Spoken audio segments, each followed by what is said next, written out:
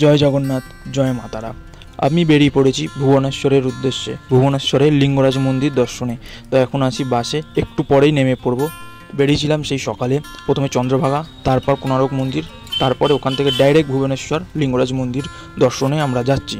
বাস লিঙ্গরাজ মন্দিরের সামনে যে পার্কিং আছে সেখানে দাঁড়িয়ে আছে, বাস থেকে নেমে পড়েছি। এখন মন্দিরের উদ্দেশ্যে আমরা যাচ্ছি সবাই মিলে।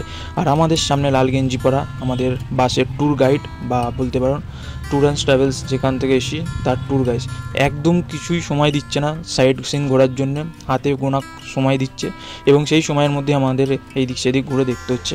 খুব ভালোভাবে যে দেখতে পাচ্ছি একদমই না, এবং প্রচণ্ড খিচখিচ খিচখিচ করছে। তো যাই হোক, আমরা লিঙ্গরাজ মন্দিরের দিকে এগোচ্ছি। আর এই দেখো চারদিকে কিন্তু প্রচুর দোকানপত্র আছে, বেশ ছোটোখাটো জিনিসপত্র।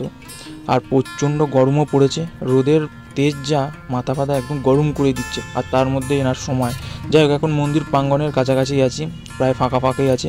এখানে এসে তোমরা পুজো দিতে পারো এখানকার কোনো পুরোহিতকে ধরে, অথবা এনাদের হাতেই পুরোহিত থাকে, এনাদেরকে নামগোত্র লিখে দিলে এনারা পুরোহিত দিয়ে পুজো দিয়ে প্রসাদ দিয়ে দেবে হাতে। তো যাই হোক, আমি যদি ছোট্ট করে তোমাদেরকে একটু এই লিঙ্গরাজ মন্দিরের সম্পর্কে বলি। মন্দিরটি লিঙ্গরাজ রূপী শিবকে উৎসর্গিত। আর মন্দিরটি ভুবনেশ্বর শহরের অত্যন্ত গুরুত্বপূর্ণ ভূস্থাপনা ও অন্যতম প্রধান দর্শনীয় স্থান। এবং লিঙ্গরাজ মন্দির ভুবনেশ্বরের সবথেকে বড় মন্দির। কেন্দ্রীয় মিনারটি 180 ফুট উঁচু।